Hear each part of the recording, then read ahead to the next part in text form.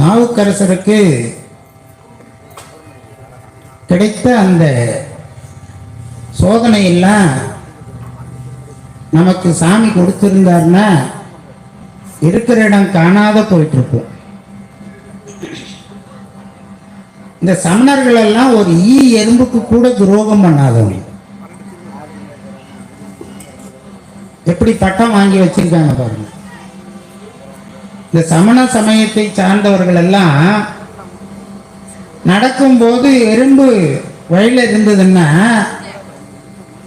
அந்த எறும்புக்கு நாம எந்த தீங்கும் செய்யக்கூடாதுன்னு அந்த மயில் இறகு இருக்கு பாருங்க, அதை எடுத்து அந்த மயில் இறகுல கொஞ்சம் தள்ளி வச்சுட்டு அப்புறம் காலை வைப்பாங்க.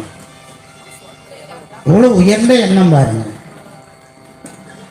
அப்படிப்பட்ட சமணர்கள் நாவுக்கரசர் பெருமான, நாவுக்கரசர் உயிர் இல்லையா?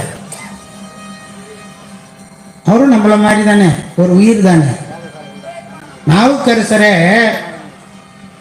இந்த சைவ சமயத்திற்கு மாறிவிட்டார் என்கின்ற ஒரே காரணத்தினால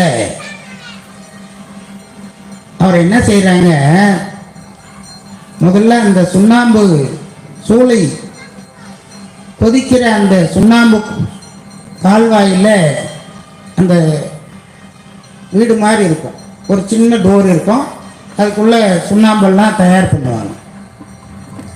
அதுக்குள்ள வச்சு 7 நாள் போட்டுனாங்களாம். இது சமணர்கள் பண்ற வேலையா? ஒரு எறும்புக்கே துரோகம் பண்ணாதவங்க நாவுக்கரசர் பெருமான